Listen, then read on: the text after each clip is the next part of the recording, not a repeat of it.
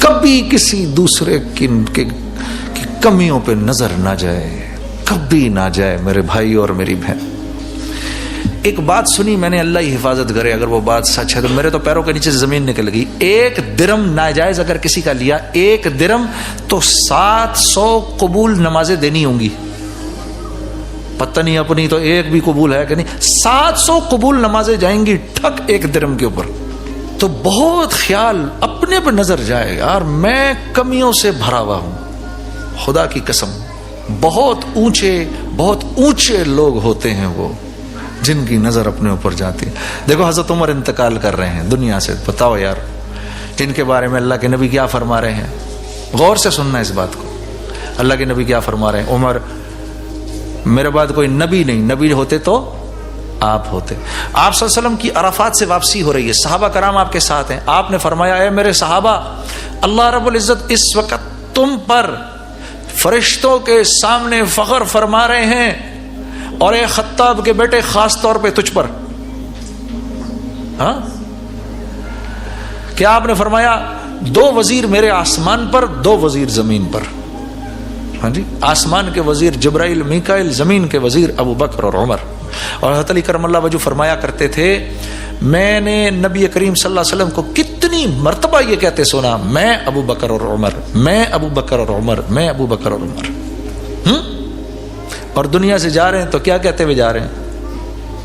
ارے مطمئن ہوتے تو یہ ہوتے جن کو اللہ کے نبی فرما رہے ہیں ابو بکر فی الجنہ، عمر فی الجنہ، علی عثمان فی الجنہ، علی فی الجنہ، ان کو عبد الرحمن بن عوف فی الجنہ، سعید فی الجنہ، طلحہ فی الجنہ، زبیر فی الجنہ، سعد بن ابی وقاص فی الجنہ، ابو عبیدہ بن جرہ فی الجنہ۔ یہ لوگ مطمئن ہوتے کہ یار ہمیں تو اللہ کے نبی نے کہہ دیا بھائی، ہم تو جا ہی جا رہے ہیں جنت کے اندر۔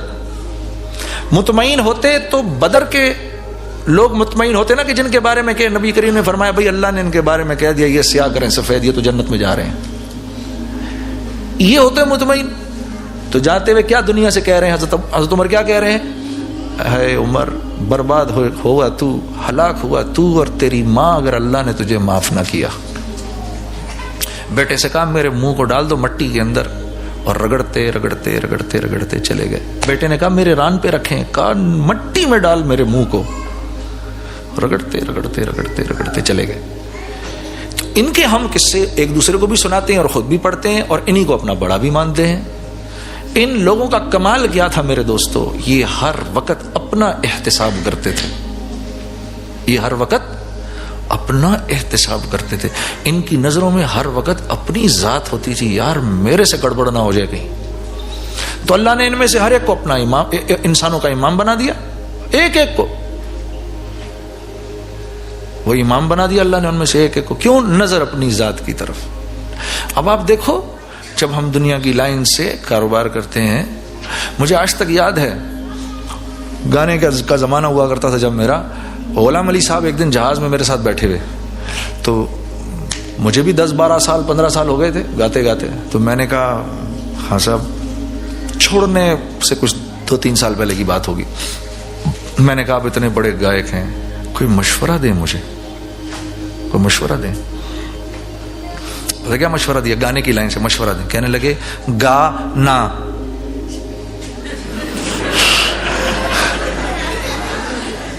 یہ مشورہ دیا انہوں نے مجھے، گانا۔ اب سوچو کہ جس آدمی کی احتساب کی یہ لائن ہو، جو ایسا احتساب کرتا ہو اپنا، ہاں کہ ہر وقت اپنے، اور بہت بڑا، ہم تو میوزک کی لائن کے لوگ تھے، تو میں ٹیکنیکلی میں کہہ سکتا ہوں کہ شاید پاکستان میں مہدی حسن صاحب کو اللہ نے بہت خوبصورت آواز دی، بہت اچھا گلا دیا، لیکن ٹیکنیکلی جتنے ساؤنڈ غلام علی صاحب تھے اور کوئی نہیں تھا۔ He was the like the last word. لیکن بڑی لجاجت سے انہوں نے کہا میرا تو ایک ہی مشورہ ہے جنید بھائی، گا نا۔ تو دنیا کی لائن سے تو ہم اپنے آپ کو اتنا کھینچ کے رکھیں اور آخرت کی لائن سے مطمئن ہو جائیں۔ دنیا کی لائن سے تو اطمینان ہونا چاہیے، سارا قرآن بھرا ہوا ہے اللہ کے وعدوں سے. ارے بھائی اللہ یبسط الرزق لمن یشاء ویقدر، اللہ ہیں، اللہ کریں گے، تمہارا رزق اللہ کے ہاتھ میں. وفی السماء رزقکم وما توعدون، اللہ کے ہاتھ میں ہے. وما من دابۃ فی الارض الا علی اللہ رزقها، یہ سب اللہ کے.